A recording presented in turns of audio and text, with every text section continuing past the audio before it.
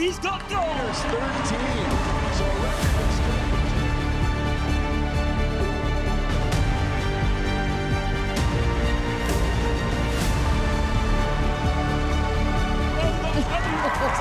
Against the clock, it really didn't matter. Mickey York defended Kentucky. No scriptwriter could have ever written a better story. CSIO 5-Star Jumping International de la Baule, where the world's best riders compete on one of show jumping's most iconic stages. Prestige, passion and world-class sport come together in the heart of La Baule. Watch it live on clipmyhorse.tv. Well, hello there and a very warm welcome to you wherever you may be watching from around the world to this edition of the Clip My Horse TV in and out studio. Amy Parks here with you, and what a pleasure it is to be with you this Saturday as we bring you all of the action from the CSIO 5-Star Jumping in Le Baule. We are, of course, in France, and plenty to get underway today as we prepare to qualify for tomorrow's Grand Prix. Plenty of analysis, pre-show hype and all of that here, and all of the insights. I'm not going to do that on my own, though. My friend and colleague Charlotte Smet from Equestrian joins me. This week on In Out, we're joined by Charlotte Smet. Charlotte isn't just an analyst, but she's a professional rider herself. That insider experience in the saddle gives her a unique perspective on the numbers, breaking down the data with a rider's instinct. On course, Charlotte connects analytics with what it really feels like out there in the arena.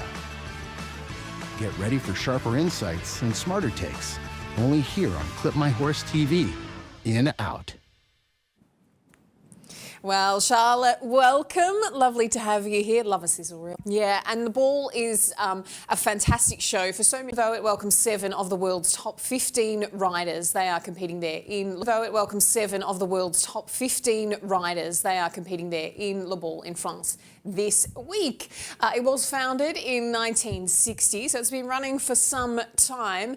It's part of the Rolex Grand Prix series, so not the Grand Slam. We've talked a lot about the Grand Slam this year for Rolex, but this is the wider series, and of course the Baul is a part of that.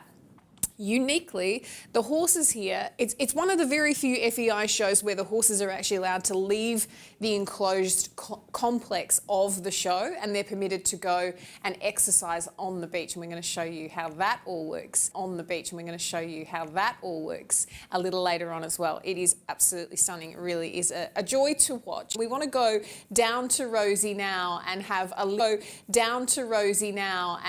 little bit of a chat about what it's all like there on this Saturday morning, Rosie, because things are getting underway. Oh, they really are, Amy. I'm delighted to be here.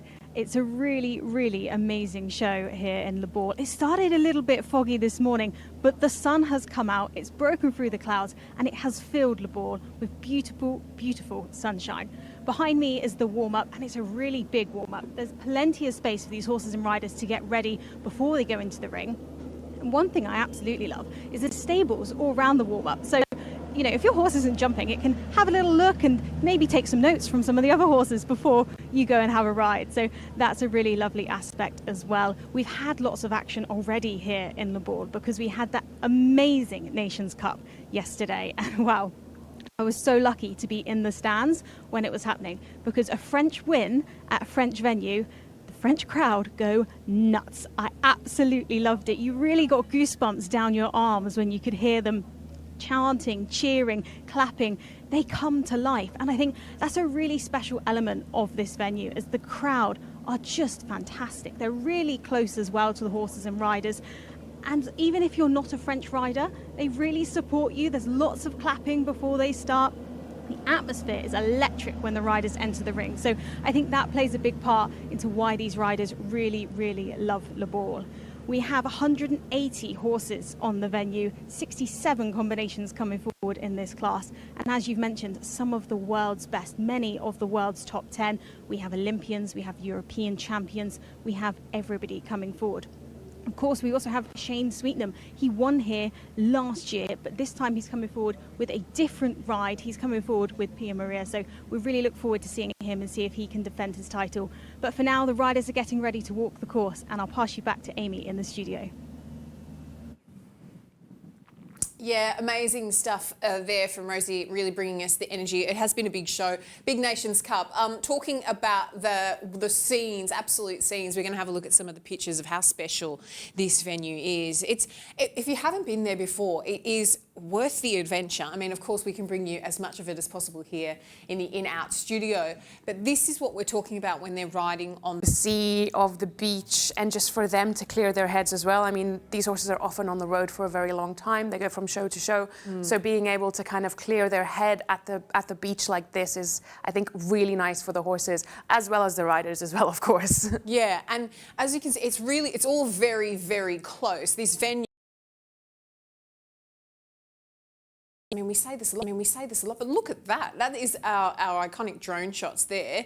That's how close the beach is. So you just sort of toddle down there of a morning and have a little exercise down there. But that's all the warm-ups and everything from that spectacular grass arena. It does look like pretty special. Yeah, it almost looks like it's a tropical climate, but we're actually just in, what is it, the north of France, kind of? Definitely not the tropics, but it does look like a scene from the Maldives or something. Yeah, beautiful stuff. Really, really cool venue. And of course, as we said, Rosie's been there this week. She's been investigating it from every possible angle, and she's taken a look at this venue in focus. Welcome to Jumping International de la Baule, where once a year this beautiful seaside town, cafes, restaurants and boutiques. 1,000 years they have been harvesting white gold from these salt marshes, using precise methods that have been passed down from generation to generation.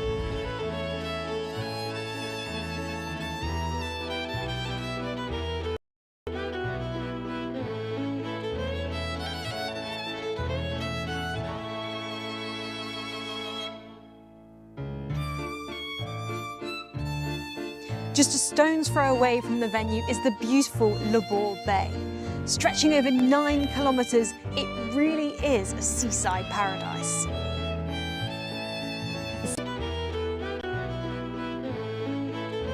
There's a lovely big warm-up here, giving the horse and riders so much space to get ready for each class.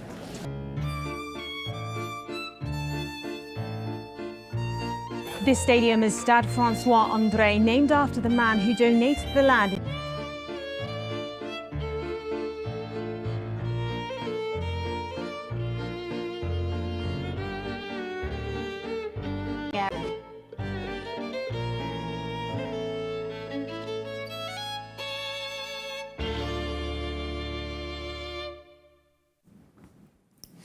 Super cool. See, it's almost like a little mini travel documentary. Yeah, doing absolutely. a bit of both here in the in-out studio. Sport analysis, horses, travel series. Love it. The dream.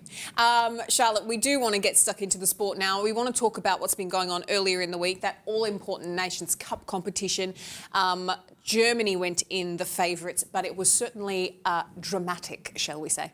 Oh, absolutely. It was such a great Nations Cup, a very good course. There was a big part. So very, very good Nations Cup. Always great to see a home win. Like Rosie was saying, yeah, it just adds a little bit more to the atmosphere because the crowd really gets behind them. But yes, the Germans came in as the favourites, and they were actually the favourites throughout the entire class up until Richard Vogel, who was the last man to go, the anchor man for Team Germany, and all he had to do was jump clear. And unfortunately, that second to last fence came down, which meant that the host nation, Team France, won. So for the home team, for the home crowd, good. You know, that's a great result. Richie Vogel probably not as happy, but still a second place finish for the Germans. And then, of course, the Irish as well, finishing on the podium there. A couple of double clears, only 4 combinations jump double clear. DSP Shakaria, Andre Thiem that we're seeing here now, they jump double clear, but also Julien Epaillard for that French team. Sophie Hinners also for the Germans. So the Germans actually had 2 combinations jump double clear, but unfortunately that was just not enough to get that win. And Pieter de Vos as well for the Belgians, who didn't actually finish on the podium, but a very good result for him and his mare Casual DVZ, who are in incredible form. Bertram Allen was very close to a double clear, but unfortunately one time penalty in one of the rounds caught him out. The same actually for Antoine Herman for the French team and Gilles Thomas for the Belgians. So that time allowed did catch a couple of riders out, but still a great result. Good for the Irish as well to finish on the podium. Their first round wasn't the best. They only just got into that second round, but because they really kept their cool, really pushed it through, put in some solid rounds, they managed to finish on the podium as well. Yeah, absolutely. And you said there, Julien Nepomuk, incredible, stormed through in front of that home crowd, posts that double clear. Very, very special performance from that man. And we're actually going to take a look. We're going to fast forward into that second round of the Nations Cup where all the action starts to unfold and have a look at how Julien Nepomuk jumped in it. And we mentioned Julien Nepomuk. Here he is, this time with Regan de Vescarie, the French bred stallion by Milord Carthago for the Olympic team bronze medalist. Now, France on 1. They got 4 from Nina Malave, which currently is the discard.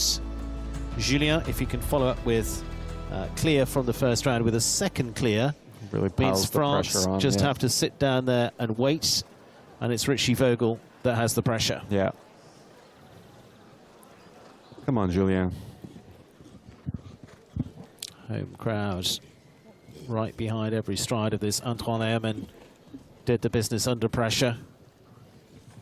Yeah, I'm going to try not to say much because I feel like the whole stadium can hear me right now. There's not a noise in this stadium right now. All they can hear is Julien saying, whoa. Yeah.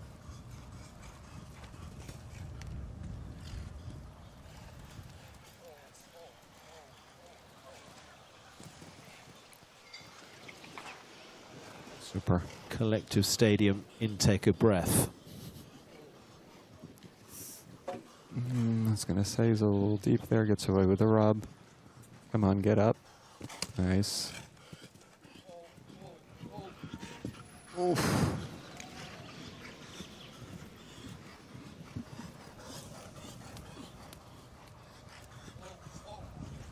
Plotting his way around. Come on, Julien. Bring it home. Oh. This will still give France a chance. Wow. He's got 1 to go. Time's no problem at all. Julien Nepomuk for the French.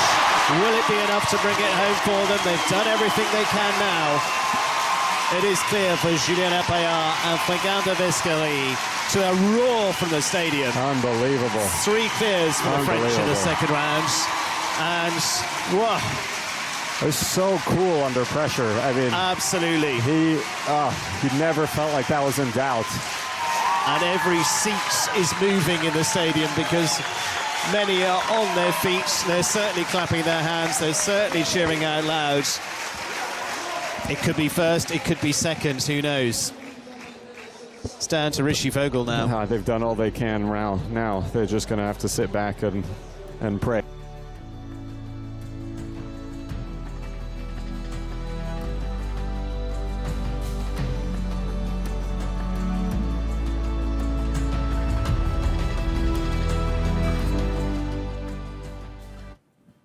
Yeah, they were just saying there, Nail Nassar was saying they're just going to have to sit back and pray, the French team, because last to go, Richie Vogel for Germany sitting in the lead in that last round. And unfortunately, it just came apart, didn't it? Yeah, and I mean, when you're the French team in this position where, you know, they've done everything they can, but it's up to Richard Vogel, you're not expecting to actually take the win. Richard Vogel and United Touch, I mean, they've already won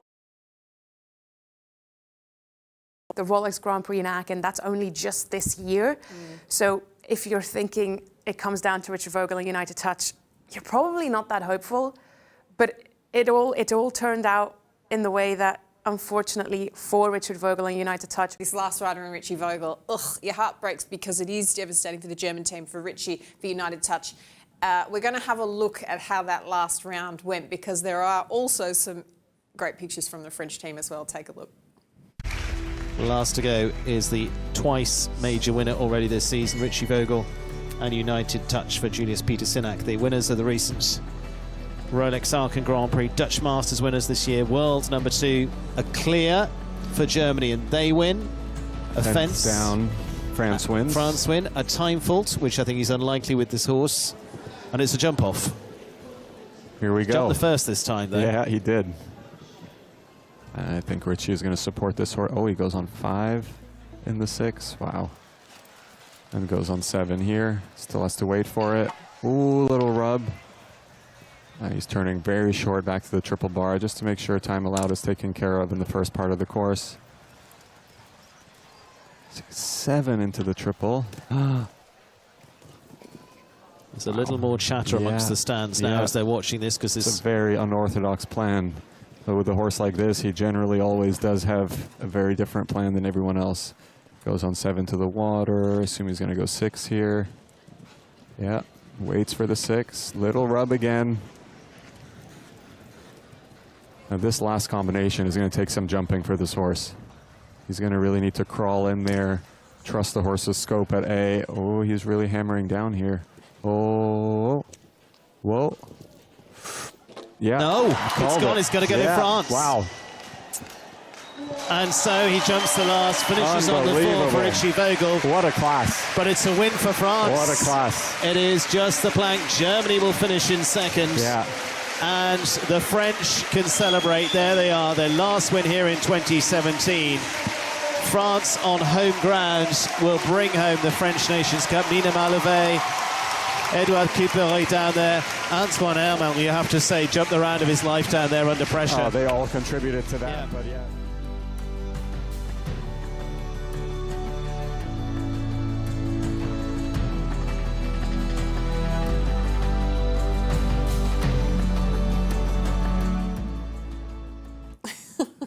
Charlotte and I went like that. Oh, and we saw that plank. It really was one of those moments. But you saw the reaction from the French too. And they loved it, but also they hated it, but they loved it. They went, oh, yes, we did it. Oh, that wasn't polite. But yeah, yes. No, exactly. I mean, again, those images are so great from that French team, especially Olivier Perrault, who kind of like jumps up in the air. And great for him because he was a win is just incredible, and what a team, and I'm delighted for them, and they were clearly also delighted for themselves. Yeah, good, and so they should be. Well deserved indeed. An incredible French victory on home soil. What more could you ask for? You couldn't write it, as they say.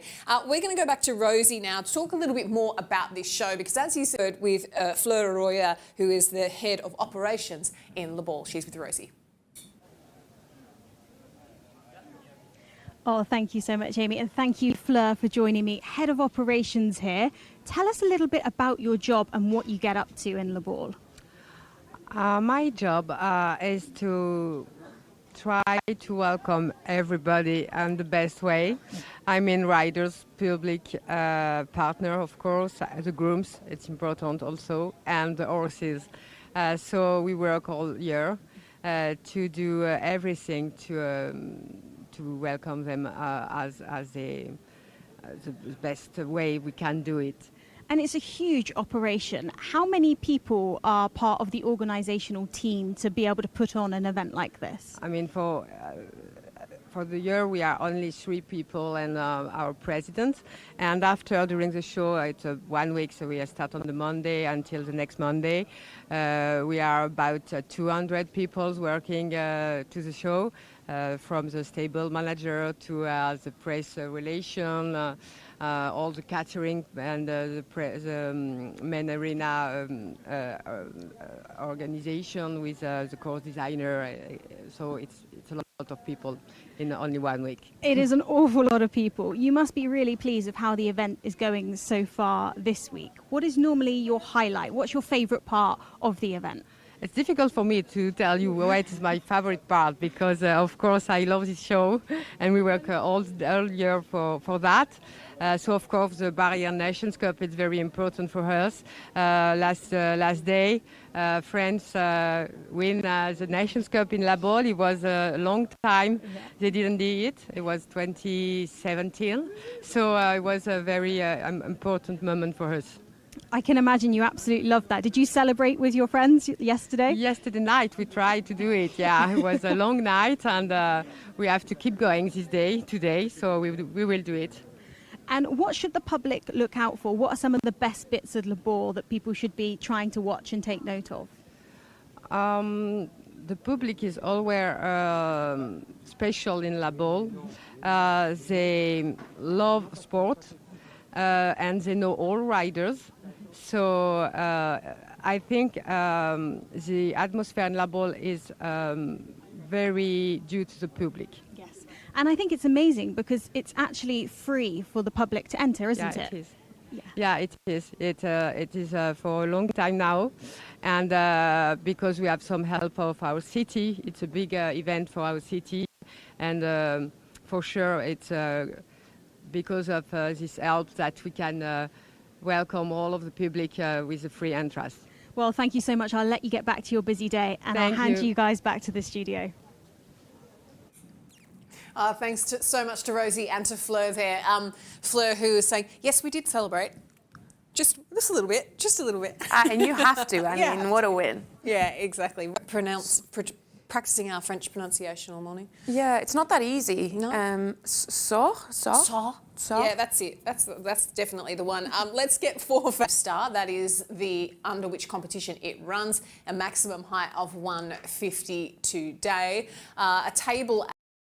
So that is this morning. Yeah, absolutely. Almost took your breath away. It totally did. Goodness me. Charlotte, so lots to play for today. With that in mind then, let's talk about how many of the 67, how many of them do you think are going to has a bit of quite a low clear rate. Only 21% of round one combinations jump clear. But because there's 67 in the class today, we are expecting a little bit of a bigger jump off. We're predicting 14 to go to the max to try and jump obviously clear, but then to also try and get that fastest time allowed. Once the riders get into the jump off, the clear rate is a little bit higher. It's 50%. So once you're there, it's a little bit easier, but you have to get there. And 21% round one clear rate is not very high. And then to end up in still quite a big jump off, it'll be very, very exciting is my guess, our prediction. That's exactly right. Very, very exciting. So with all that in mind, I think we have some exciting combinations. Certainly, as we know, several of the world's biggest riders are here this week. The clear chances then, what are we looking at in terms of the numbers there? Yeah, so we're predicting 14 to go through to the jump off, and there's a couple that are more likely than others to get through. We talked about that €110,000 prize money pot. So obviously we have, that's quite a lot of money. We have some really good horses coming forward because the riders really want to win that. Lily Kiernan and Faster, McLean Ward and High Star Hero, two very strong US combinations that we've also seen at that 5-star 160 level, so even a level higher, are here today. Now, what's interesting with today's class is it's also a qualification for tomorrow's Grand Prix. There's a couple of combinations qualified through yesterday's Nations Cup, but the US riders kind of still need that qualification because they didn't make it through to the second. A 57 and a 55% chance to get through to that jump off, and they might need to qualify for the Grand Prix. Niall Nassar and Orphea HQ, a newer combination, but also already have been very successful together, especially out in Miami Beach. They like the sea air, which is perfect here for La Baule. Richard Vogel and Finio van het Keizersbos. Richie already a podium finish yesterday in the Nations Cup, but I'm pretty sure that he would want to end up a place higher. And with Finio, he has a very good chance. That horse has won a lot for him in the past couple of months, years. So very exciting. Steve Gurdat, Lancelotta. So there's a couple of really good combinations. I mean, Bertram Allen, Pacino, Miro, also a 5-star Grand Prix winner already. So it's going to be very exciting. It's not going to be an easy class to win. No, not at all. And we want to talk about the previous winners because it's relatively slim on the ground in terms of combinations that come back that we'll see again here. But in terms of riders, there are a couple of names. Yes, absolutely. Last year's winner, of course, Shane Sweetenham and Hilona A.O. were the winners. But also Lars Kersten and Funky Fred Marienshof. That horse is now with Gilles Thomas in Gilles Thomas's stable. But that was this horse's first real. Also amongst one of the favourites. I mean, Glamour Girl 150, that's kind of her sweet spot for winning. She's done it here before. We'll talk a little bit more about her later on in the show.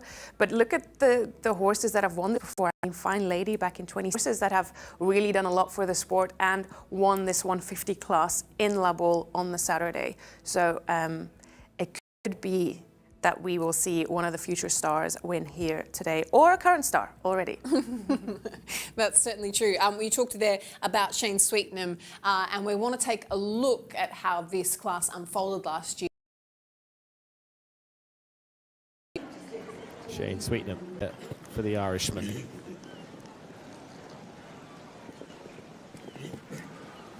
Both he and Abdel squeeze that down by a stride.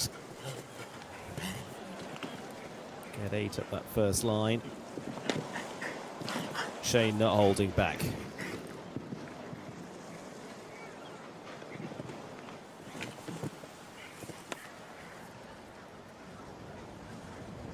Get this shot right, and every chance lengthens up for Shane Sweetnam. Is it going to change already? 36-28, yes it is. Ireland swiftly pull the rug out from under Abdul Said and Calvaro. Shane Sweetnam in the lead with Jalona Ayo now. Races around.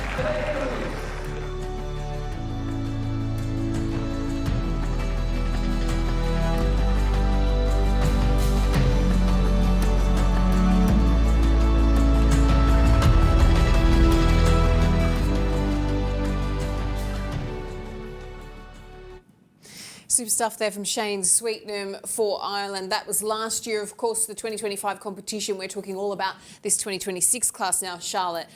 Important to look at this start list. As I keep saying, 67, big old class. We will, of course, see. That's what will take place today. With that in mind, let's take a look at the ones who bring the form. Who is on form amongst those combinations on the start list? Charlotte, you know, a few incredible names. Julien Epayard, I mean, let's talk about that man. An incredible double clear in that Nations Cup competition to bring France the victory. Yes, and he comes forward today on Le Coultre de Muse, which is a newer horse for him. He took that over from Philippe Rosier a couple of months ago and has been going very well for him. 5 clears from 6 rounds, which is an 83% clear rate. And what's interesting from that is that courses that they have been competing on only average a clear rate of 20%, which is very low considering the level that they were competing at. So very interesting to keep an eye on, and dangerous. We just looked at Shane Sweetnam's winning round from last year. He's back this year, not on Girona, but he has Pia Maria H, who is a newer horse for him as well, a newer combination, but have already had some great successes. 4 clears from 5, 80% clear rate. They jumped some 150 clears out in Aachen a couple of weeks ago at that 5-star level. Bit of a similar vibe here this weekend on that big grass ring. So keep an eye on them and Shane to defend his title. Thomas Ryan, Millions Grey, 5 clears from 7. So there's a couple here that have smaller sample sizes. Lily Keenan and Foster are 11 clears from 20. So that 20 rounds at that 4 or 5 star 150 plus level is much bigger than, for example, the 5 or 6 rounds that Shane Sweetnam and Julien Epayard's horses have jumped. So that is also very exciting, but some that are really specialized at this level. Yeah, absolutely. And a previous winner in Glamour Girl also in the list as well. You talked briefly there about Lily Keenan and Faster. This is one of my favourite combinations to talk. So he hasn't stolen his name. They have won a 4-star Grand Prix earlier this season in Wellington. They finished in the top 12 in that prestigious Rolex Grand combination. No one would be surprised if they jump clear today. The name, yes, get it on a t-shirt. Yeah, excited to. She loves those horses, she really does, and everything they do to them is such a massively emotional. She's so gracious and grateful for her horses, so it's always lovely to see her perform really, really well. Let's talk about her then in the favourite versus the one bringing the form. Yes, so this is an interesting one because obviously Julien Epayard and Le Coultre de Muse haven't been together for that long, and we are really looking at the stats of the combination together. So obviously Lily Keenan and Foster have competed a lot more together. A newer combination, so only 6 rounds, 5 clears, 83% clear rate, which is incredible, but already 2 wins and 4 podiums. Before he came to Julien Epaillard with Philippe Rosier, they actually had a similar clear rate as Faster and Lily Keenan. I think it is 38 clears from 38 clears from 109 rounds, so 35% clear rate, which is kind of similar to that 33% that Lily Keenan and Faster bring together. So they're actually similar, but what the question is, will they be able to say it as a new combination with Julien Epaillard? And things looking very, very positive so far. Always really brilliant to see when a combination can come in together and absolutely hit the ground running, as it were. Yeah, and I mean, he didn't take it off an amateur rider or a younger rider. I mean, the horse did come from Philippe Rosier, so had a very good start. I mean, a very good career before coming to Julien. So I wouldn't be too worried about that. He probably just was able to get on and, you know, hit the ground running, which they've clearly done. Hopping in a Ferrari, pretty much, wasn't Yeah. it? Let's talk about one lady who is having a really great show. She's been having a really good year. We're just seeing a little bit of a renaissance time for this lady. Her name is Jessica Mendoza. She rides under the British flag, of course, largely based in the US. But this is a really fantastic time for her in Europe for the summer to kind of campaign, potentially looking at what happens with them in a World Championship year.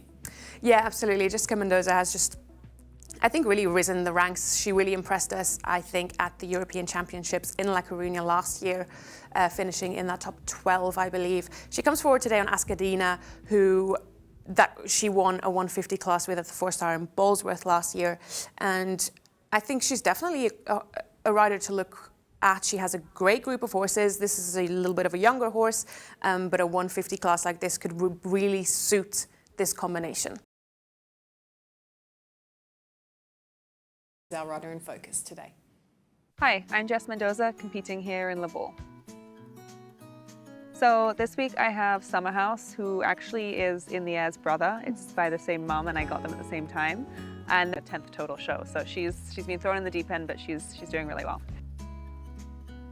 So Summerhouse and In the Air are completely different horses. Summerhouse is big and scopy and long canter and a slower type, whereas In the Air is like half his size and tiny and like a little noodle. You wouldn't know they're related, they just have great mindsets. Summerhouse has probably spent more of his life in the vet clinic than in the horse show, so it's pretty remarkable he's here. He had a pretty bad colic surgery when we first got him, and he's had a long road to recovery, and we're grateful for every day, but he's good, and we found out the problem, and he's fit and healthy. So I think that's unique on him. Ascadina, she's pretty simple. She doesn't have anything unique in the way that she's ultra special in her personality. She's just cookie obsessed and doesn't let me get on without a cookie. And the Malou horse, I mean, I think it's pretty unique how many shows she's done. She, I think, bred a few horses up until later in her life, so she has only started apparently being ridden a couple years ago and now has done maybe 10 shows total. So I think that's pretty unique. She's very confident and brave, and she's learning on the go, so it's great. The Baule actually, I think, is one of my favorite shows. I did the Derby last year, and I'm unfortunately not doing it this year, and that was really special for me to be able to do that. I love that they put us in this amazing hotel and we get to walk to the ring, and the ring is incredible, and the crowd, they do this cool clapping thing last year, and it was just great to be a part of, and it's one of my favorite rings to walk in. So I think representing Great Britain is one of my favorite things to do. I mean, there's nothing better than being a part of a team. I think I get more nervous watching my teammates than I do competing, because it's out of your control. But when you win or when you podium, there isn't much of a better feeling in the world. I don't really feel the pressure so much. I think it just depends on the horse and the course and how, you know, the ring is jumping, the horse is jumping. But yeah, as long as I ride well and do my part, my nerves, I guess, don't seem to get in the way, and it's more excitement than anything else. I think the biggest lesson that horses have taught me is to be patient. You know, we always set a goal and we want to rush to it, but the horses don't know that goal exists, and I think Bit of advice to my younger self, just keep doing it. I mean, I don't think I would change anything in my career, and I think that you can just keep doing what you can do and do better and plan, you know, big goals, but also manage expectations.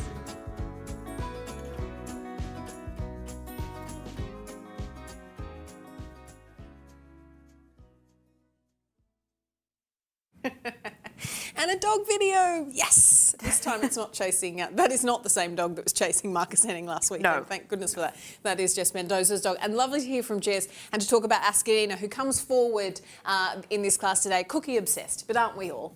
Aren't we all? Can't blame her. Can't blame her. Can't blame a horse. Let's go down to Rosie now. She is by the arena. She's been catching up with some of the riders who are enjoying this incredible show in the Baul.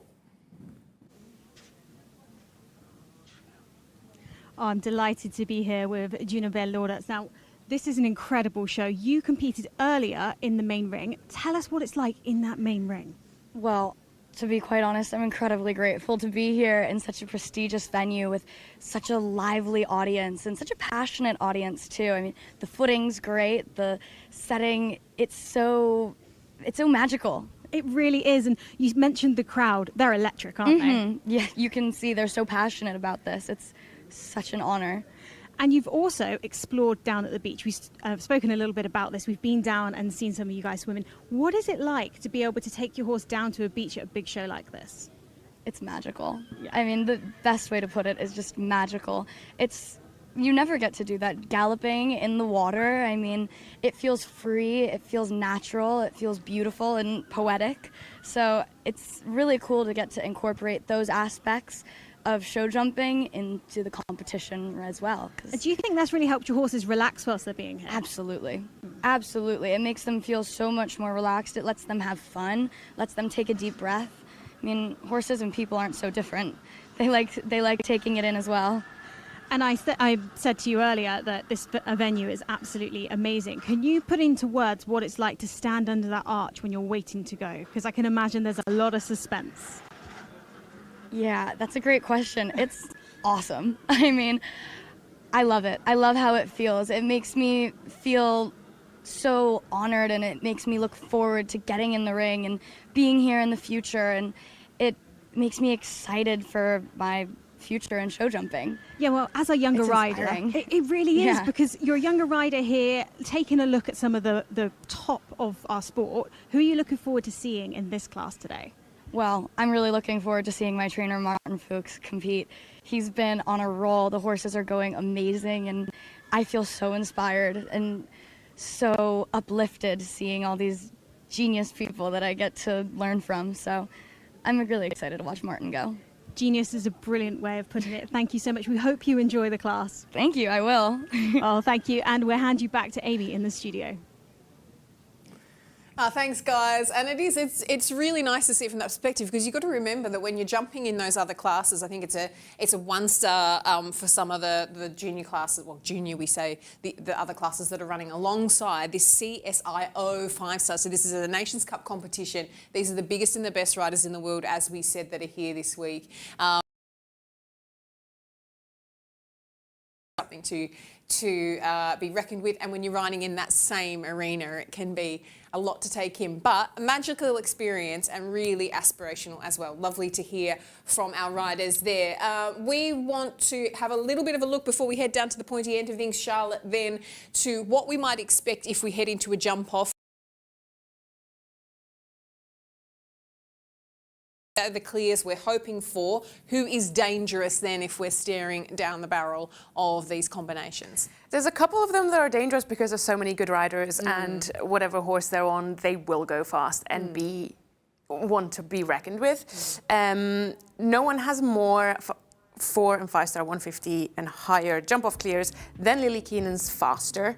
14 podiums from 23 jump-offs, so that's very interesting. But then if we look at Glamour Girl and Henrik von Eckermann, they have a lower clear rate in the jump-offs, 50%, but 10 wins from 26 jump-offs at that level. So they are the ones that have won the most in this class at this level. So they will they've already won a 5-star Grand Prix this year out in Wellington. That is not an easy jump off to win, and they won it. 7 podiums, 4 wins also for them from not that many jump-offs together. So they will be ones to look out for. Remember that we actually gave them a very high chance of making that jump-off. A little bit maybe one under the radar for the home team is Robin Lescaren and FBI de Lips, who have jumped 5 jump-offs at this level. All 5 of them clear. Not yet a win, but 2 podium finishes already, including a 4-star Grand Prix in Italy a couple of months ago, back in March. So I think if you're for the home team, you're hoping to get maybe a little bit of a darker horse to support them. That is a combination that could be very interesting to watch in that jump-off, potentially. Yeah, definitely ones. They're all, I mean, the list is so rammed, isn't it? It's really, really top-heavy. Not that we're putting money, we're not doing it. We're staying impartial. Where would we put our money? Let's have a look at the win chances. Where are our best bets going? Yeah, so it's quite spread because it is quite a big field. So obviously, you know, there's more chances for everyone to win. So we only have our favourites only have a 6% chance of winning. Lily Keenan and Foster that we mentioned, but also Niall Nassar and Orphea, who is a newer combination. Richard Vogel, Finio van Keizer's boss. I mean, I feel like the past couple of weeks, every time that I have talked about win chances, Richard Vogel has been in there, and rightfully so, because he has won so much. And with this horse, I mean, I think maybe last year in Aachen, this horse won 2 or 3 classes. Steve Gordon and Lancelotta are very late to go in the draw as well, which could be very positive for them if it comes to a jump off a 5% chance of winning. Cian O'Connor and Genghis Khan I wanted to touch on because they actually have already won a 150 class here in La Baule 2 days ago, and they won a 150 class in Hamburg a couple of weeks ago. So in terms of winning, at this level, that 150, 155 level seems to be this horse's sweet spot at the moment. I think is only 10 years old, so that is very, very normal. And that's actually a combination that is very exciting that I would be looking forward to. And also because Cian has already qualified for that Grand Prix. This is probably this horse's main class. Cian has seen that 110,000 euro prize money pot, and he says, That's one for me. And that's important to note, isn't it, too, while we're looking at these, is that it is important to note that these riders have a string. This is a qualification class for the Grand Prix, sure, but they're not required to ride the horse that's in the Grand Prix in this class in order to qualify. So with the big prize money on offer, some of them will say, okay, great, let me head towards this prize money here and a chance at qualifying. Yeah, absolutely. I think there'll be 2 different two different groups of people in this class. You'll have the ones that are riding their Grand Prix horse and might not take everything out if they get to a jump off. You have riders that are looking at a different horse for tomorrow's Grand Prix, and then today's horse, this is kind of their mini Grand Prix. So this is their main class. They will try to win that because after this class they are done. So there is a little bit of a difference in how the riders are preparing for this class, what their plan is. These riders really have a plan with every one of their horses, and they rarely want to win every single class, but they do plan ahead. Right, I am planning to peak my horse at this class, and some of these horses will peak for today's class, and some of them will be trying to peak for tomorrow's Grand Prix. Yeah, that's exactly right. Social media. Thanks so much for doing that. But you can enjoy the rest of the sport over on Clip My Horse TV on the 24/7 channel for free. So switch over now to enjoy the rest of that, and also all of the action from the studio throughout the course of this morning and this afternoon. But for now, we're going to throw down to our commentary team and to the sport for this class in La Baule. Experience equestrian sport in a whole new way. Enjoy exclusive access to live streams and our extensive archive. See more, discover more with Clip My Horse TV Premium.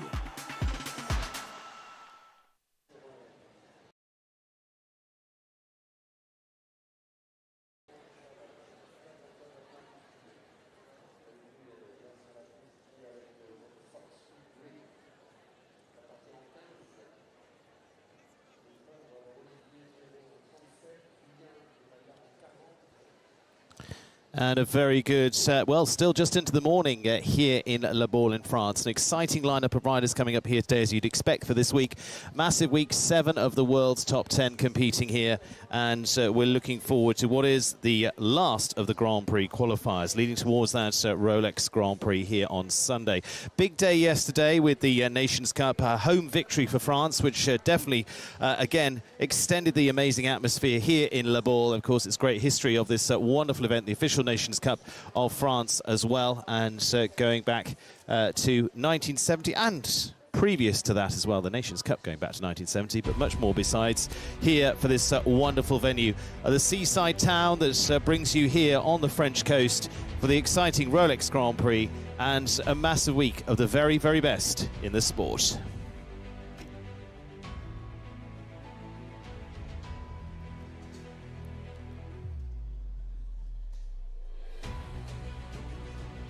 We bring you a little bit of everything throughout the week, from Nations Cup to the Baule Derby, and completing on Sunday with the Rolex Grand Prix. All of that class here, like I say, a qualifier for the Grand Prix. Top 8 from this class go through to Sunday. We saw 22 go through from yesterday. I'll keep you up to date with those as we go. And on the first day, the Prix FFE Generale class was our qualifier too, so that will then backfill those until we get to the 45 in the Grand Prix overall. That is what it is all going to look like, and our course designer this week is Gregory Bordeaux, who's putting the courses together, the man who's behind the courses in Paris as well for the Olympic Games in 2024. That's